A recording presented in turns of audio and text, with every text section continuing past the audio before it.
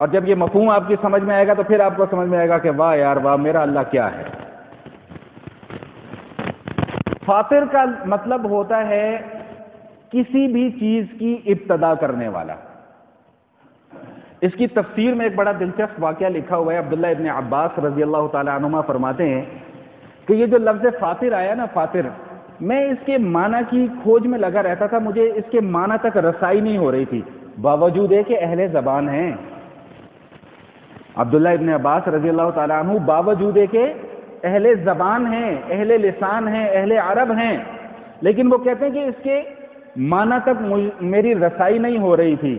تو جب عبداللہ ابن عباس عربی جاننے کے باوجود ان کی رسائی نہیں اس معنی تک ہو رہی، تو میں اور آپ یہ کیسے دعویٰ کر سکتے ہیں کہ جی خالی اردو ترجمہ پڑھنے سے ہم عالم اور مفکر بن جائیں گے؟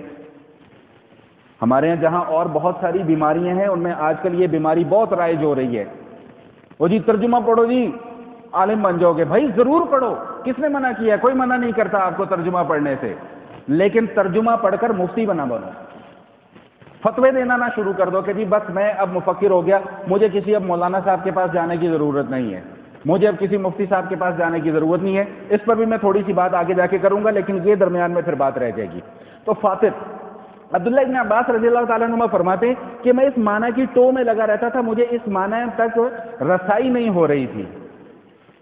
اچھا، اس زمانے میں جو دیہات میں عربی بولی جاتی تھی اس کو معیار سمجھا جاتا تھا۔ اب جیسے پنجابی ہمارے یہاں بولی جاتی ہے، تو ایک پنجابی وہ ہے جو شہر میں بولی جاتی ہے، ایک پنجابی وہ ہے جو دیہاتوں میں بولی جاتی ہے، اور دیہاتی پنجابی میں اور شہری پنجابی میں زمین آسمان کا فرق ہے، لیکن اصل پنجابی وہی ہے۔ یہ والی پنجابی اصل پنجابی نہیں ہے، وہ ہے، کسی بھی زبان کو لے لیں۔ تو عبداللہ ابن عباس رضی اللہ تعالیٰ عنہ فرماتے ہیں کہ ایک دن اللہ کی شان اتفاق ایسا ہوا کہ دو دیہاتی آپس میں ان کا جھگڑا ہو رہا تھا کسی بات کے اوپر، اور بات کیا تھی کہ ایک کنواں تھا، تو ایک دیہاتی کہتا تھا کہ یہ کنواں میری ملکیت میں ہے، دوسرا کہتا تھا کہ یہ کنواں میری ملکیت میں ہے۔ تو ان میں سے ایک دیہاتی بولا کہ انا فطرتھا، اور بھائی میں نے اس کنویں کو کھودا ہے۔ تو عبداللہ ابن عباس رضی اللہ تعالیٰ عنہ فرماتے ہیں کہ اب مجھے فاطر کا معنی سمجھ میں آ گیا کہ سب سے پہلے کسی چیز کو بنانے والا اس کو فاطر کہتے ہیں۔ تو الحمدللہ فاطر السماوات والارض، اب اس کا ترجمہ پڑھیں تو لطف آئے گا کہ تمام تعریفیں اس اللہ کے لیے ہیں جو سب سے پہلے آسمانوں اور زمینوں کا بنانے والا ہے۔ بات سمجھ میں آئی کہ نہیں آئی؟ اللہ سے پہلے کسی نے آسمان اور زمین نہیں بنائے، اللہ کے پاس اس کا کوئی نمونہ موجود نہیں تھا، اللہ کے پاس اس کا کوئی مادہ موجود نہیں تھا کہ کس مادے سے اس کو میں نے بنانا ہے، بس اللہ پاک نے حکم دیا اور بن گئے۔ تو اب فاطر کا مطلب سمجھ میں آیا۔ دوسرا لفظ استعمال ہوا بدیع السماوات والارض، اس کا معنی بھی یہی ہے کہ آسمانوں اور زمینوں کا پیدا کرنے والا، لیکن ٹیکنیکلی ایک فرق کیا ہے کہ ایسا پیدا کرنے والا جو بغیر نمونے کے پیدا کر دے۔ ہمارے ہاں جب بلڈنگز بنائی جاتی ہیں تو پہلے اس کا ایک ماڈل تیار کیا جاتا ہے، نقشہ بنتا ہے، ماڈل تیار کیا جاتا ہے، پھر اس کے بعد اس بلڈنگ کی تعمیر ہوتی ہے۔ تو اللہ کے پاس آسمان، زمین اور پوری کائنات کا پہلے سے کوئی ماڈل موجود نہیں تھا، کوئی نمونہ موجود نہیں تھا، اسی لیے اللہ تعالیٰ کو بدیع السماوات والارض کہا جاتا ہے کہ اس نے بغیر نمونے کے اور بغیر کسی ماڈل کے اس پوری کی پوری کائنات کی تخلیق کر دی۔ یہ جو بدعت کا لفظ ہے نا، بدعت، یہ بھی اسی سے نکلا ہوا ہے۔ بدعت کو بھی بدعت اسی لیے کہتے ہیں کہ قرآن اور سنت میں اس کا کوئی نمونہ موجود نہیں ہوتا، وہ میری آپ کی اور معاشرے کی ایجاد ہوتی ہے، اور وہ دین نہیں ہوتا۔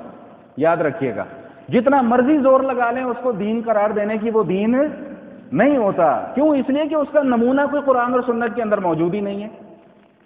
اور تیسرا لفظ جو استعمال ہوا قرآن کریم میں وہ ہے اللہ خالق کل شیء، اللہ ہر چیز کا پیدا کرنے والا ہے۔ تو خالق کا معنی بھی پیدا کرنے والا، بدیع کا معنی بھی پیدا کرنے والا، فاطر کا معنی بھی پیدا کرنے والا، لیکن خالق ایسا پیدا کرنے والا کہ کسی مادے سے اس نے کسی چیز کو بنا دیا۔ اب دیکھیں میں آپ کو اس کی ایک مثال سے سمجھاتا ہوں۔ جب اللہ تعالیٰ نے زمین بنائی تو زمین کا کوئی نہ ماڈل تھا نہ کوئی مادہ تھا، لیکن جب زمین اللہ نے بنا دی تو اسی زمین کی مٹی سے اللہ نے انسان کو پیدا کر دیا۔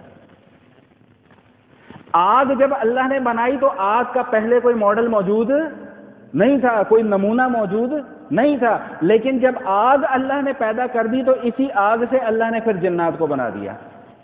تو اس لیے اللہ فاطر بھی ہے، اللہ بدیع بھی ہے، اللہ خالق بھی ہے، اللہ بغیر نمونے کے بھی پیدا کرنے والا ہے، اللہ سب سے پہلے پیدا کرنے والا ہے، اور اللہ کسی مادے سے بھی اپنی مخلوق کو پیدا کرنے والا ہے۔ میرا خیال ہے کہ یہ تین الفاظ کا مفہوم آپ کو سمجھ میں آ گیا ہوگا۔ تو اب سورہ فاطر کو ہم پڑھتے ہیں، الحمدللہ فاطر السماوات والارض، کہ تمام کی تمام تعریفیں اس اللہ کے لیے ہیں جو آسمانوں اور زمینوں کا پیدا کرنے والا ہے۔ حضرت شاہ ولی اللہ رحمۃ اللہ تعالی علیہ نے یہاں پر ایک بڑی خوبصورت بات لکھی ہے، کوشش کرتا ہوں آسان لفظوں میں سمجھانے کی۔ وہ فرماتے ہیں کہ اللہ کی ہر تخلیق میں 4 عوامل کار فرما ہیں۔ نمبر 1 ابداع یا فطور، جس کا میں نے ابھی ذکر کیا کہ اللہ تعالیٰ کسی شے کو جب تخلیق فرمایا جب اللہ پاک نے، تو اس کا کوئی ماڈل یا کوئی نمونہ موجود نہیں تھا۔ دوسرے نمبر پر بھی فرماتے ہیں کہ پھر صفت خلق اللہ کی آتی ہے کہ کسی مادے سے اللہ پاک نے کسی چیز کو پیدا کر دیا، اور تیسرے نمبر پہ فرماتے ہیں کہ صفت تدبیر ہے۔ تدبیر کا کیا مطلب ہے کہ جب اللہ نے پیدا کر دیا تو پیدا کر کے اس کو اس کے حال پہ چھوڑ نہیں دیا، بلکہ اس کے نظام کو بھی خود ہی سنبھالا ہے۔ اب اللہ نے آسمان بنائے، زمین بنائے، چاند بنائے، سورج بنائے، ستارے بنائے، سیارے بنائے، اب پتہ نہیں کیا کچھ اللہ پاک نے بنا چھوڑا، تو بنانے کے بعد پھر ان کو ان کے حال پر نہیں چھوڑ دیا، پھر اس کا نظام بھی اللہ خود چلا رہے ہیں۔ سورج طلوع ہو رہا ہے، سورج غروب ہو رہا ہے، چاند طلوع ہو رہا ہے، چاند غروب ہو رہا ہے، رات آ رہی ہے، دن جا رہا ہے، دن آ رہا ہے، رات جا رہی ہے، کبھی سردی کا موسم آ رہا ہے، کبھی گرمی کا موسم آ رہا ہے، کبھی بہار کا موسم آ رہا ہے، کبھی خزاں کا موسم آ رہا ہے، کبھی انسان پیدا ہو رہے ہیں، کبھی انسان مر رہے ہیں، کوئی جی رہا ہے، کوئی صحت مند ہے، کوئی بیمار ہے، کسی کے ساتھ کچھ معاملہ ہے، کسی کے ساتھ کچھ معاملہ ہے۔ یہ ہے اللہ کی صفت تدبیر کہ اللہ کائنات کی تخلیق بھی فرما رہے ہیں، اور تخلیق فرمانے کے بعد کائنات کا نظام بھی اللہ نے اپنے کنٹرول میں رکھا ہوا ہے۔ یہ اللہ کی صفت تدبیر۔ اور پھر چوتھی بات ارشاد فرمائی کہ ایک ہے اللہ کی صفت تدلی۔ یہ تھوڑا سا مشکل ہے، فلسفیانہ گفتگو ہے، اس لیے یہ میں آپ کے سامنے تفصیلی طور پہ عرض نہیں کر رہا، صرف اشارتاً عرض کر دوں کہ اللہ کی ہر مخلوق پر اللہ کی تجلیات کا عکس پڑتا ہے، اللہ کی ہر مخلوق پر۔ لیکن ان تمام کی تمام مخلوقات میں سے سب سے افضل مخلوق جو ہے وہ انسان ہے، جیسا کہ ابھی تھوڑی دیر کے بعد اس موضوع پر بھی بات آئے گی۔ اب انسان چونکہ زمین پر رہتا ہے، زمین پر مادیت کا غلبہ ہے، اس لیے ان تجلیات کے عکس کا اظہار نہیں ہو پاتا۔ ہاں، جو نیک لوگ ہوتے ہیں جب وہ اس دنیا سے جاتے ہیں تو پھر ان کے اوپر اللہ کی تجلیات کا ظہور ہوتا ہے، اور جو بدکار ہوتے ہیں، گناہگار ہوتے ہیں، یا کفر اور شرک کے دلدل میں پھنسے ہوئے ہوتے ہیں، وہ یہاں بھی مادیت کا شکار رہتے ہیں اور بعد میں بھی وہ اللہ کی تجلیات سے محروم ہو جاتے ہیں۔ تو یہ فرمایا کہ الحمدللہ فاطر السماوات والارض۔ اس کے بعد دوسری صفت بیان فرمائی جاعل الملائکۃ رسلا، کہ اللہ تعالیٰ نے فرشتوں کو پیغام رساں بنایا۔ آج تھوڑی تھوڑی عربی آپ کو سکھا رہا ہوں۔ جاعل، جیم، الف، عین اور لام، اس کا معنی ہوتا ہے بنانے والا۔ یہ ساری اللہ کی صفات چل رہی ہیں۔ جعل یجعل، اگر کوئی مدرسے کے طلباء یہاں پر کوئی ایک عدد کوئی بیٹھا ہو تو اس نے بچپن میں یہ گردان پڑھی ہوگی، جعل یجعل، یہ گردانیں ہمیں پڑھائی جاتی تھی۔ جعل کا معنی بنانے والا۔ اچھا، اب یہ جو بنانے والا ہے یہ بھی 2-3 معنی میں استعمال ہوتا ہے۔ مثال کے طور پہ اگر ہم یہ کہیں کہ بھئی فلاں نے مسجد بنائی، تو اب یہ بنانا کس معنی میں استعمال ہو رہا ہے بھائی؟ تعمیر کے معنی میں۔ فلاں نے مسجد بنائی یعنی کہ فلاں نے مسجد تعمیر کی۔ اچھا، ایک یہی بنانا انتظام کے معاملے میں بھی استعمال ہوتا ہے۔ مثال کے طور پہ کوئی یہ کہتا ہے کہ جی میں نے اپنے بچوں کو ڈاکٹر بنایا، تو ڈاکٹر بنایا کا کیا مطلب کہ ڈاکٹر بنانے کا بولے بھائی انتظام کیا، ان کو پڑھایا، لکھایا، جو بھی لوازمات تھے وہ پورے کیے۔ اور ایک یہ بنانے کا معنی ذمہ داری کے معنی میں بھی آتا ہے۔ مثال کے طور پہ کوئی یہ کہتا ہے کہ جی میں نے فلاں کو اپنا اکاؤنٹنٹ بنا لیا، تو اب یہ بنانے کا کیا مطلب ہے کہ میں نے اس کو اکاؤنٹنٹ کی ذمہ داری دے دی۔ تو یہاں پر بھی یہ جو جاعل الملائکۃ رسولا آ رہا ہے، اس کا معنی یہ ہے کہ اللہ فرما رہے ہیں کہ میں نے فرشتوں کو پیغام رسانی کی ذمہ داری دے دی، اور ان میں سب سے بڑے فرشتہ کون ہے؟ سیدنا جبرائیل علیہ الصلوۃ والسلام، کہ جن کا کام ہی یہی تھا کہ آپ نے انبیاء کے پاس جانا ہے اور ان کو جا کر میرا پیغام پہنچانا ہے۔ اس کے علاوہ بھی احادیث کے اندر آتا ہے کہ بسا اوقات کچھ اور فرشتے بھی اللہ کے نبی کے پاس آتے رہے ہیں اور مختلف اوقات میں مختلف پیغام دے کر جاتے رہے ہیں۔ میں ایک حدیث اس وقت میرے ذہن میں آ رہی ہے، وہ میں آپ کو سنا دوں، پھر بات کو آگے چلاتے ہیں۔ جیسا کہ مفہوم ہے حدیث شریف کا کہ جبرائیل علیہ الصلوۃ والسلام نبی اقدس صلی اللہ تعالی علیہ وآلہ وسلم کی خدمت میں حاضر ہیں، تو آسمان پر کچھ ہڑبڑاہٹ کھڑکھڑاہٹ کی آواز سنی۔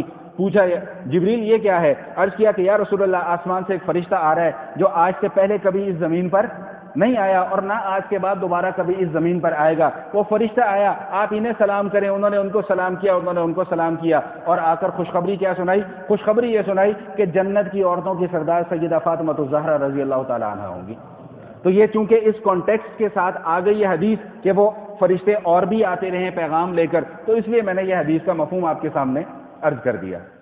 تو جاعل الملائکۃ رسولا اولی اجنحۃ مثنی و ثلاث و رباع، اللہ پاک ارشاد فرما رہے ہیں کہ فرشتوں کو بنایا ہے میں نے پیغام رسانی کے لیے۔ اب فرشتوں کی تخلیق کس انداز میں ہوئی ہے؟ کوئی فرشتے ایسے ہیں جو 2 پروں والے ہیں، کوئی فرشتے ایسے ہیں جو 3 پروں والے ہیں، کوئی فرشتے ایسے ہیں جو 4 پروں والے ہیں۔ یزید فی الخلق ما یشاء، اور اللہ جس کی تخلیق کے اندر اضافہ کرنا چاہے کر سکتا ہے۔ یہاں پر چند ایک موٹی موٹی باتیں سماعت فرما لیں، پھر بات کو آگے چلاتے ہیں۔ بھائی جنہوں نے سنتیں پڑھ لی ہیں ٹھیک، جنہوں نے سنتیں نہیں پڑھی وہ برآمدے میں جا کے سنتوں کی ادائیگی کر لیں۔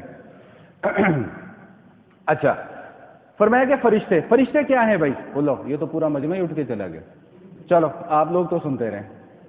اچھا، فرشتے کیا ہے بھائی؟ جسم نوری یتشکل باشکال مختلفہ، نور سے بنی ہوئی ایک مخلوق ہے، یتشکل باشکال مختلفہ، جو مختلف اوقات میں اپنی شکلیں تبدیل کر سکتے ہیں۔ دیکھیں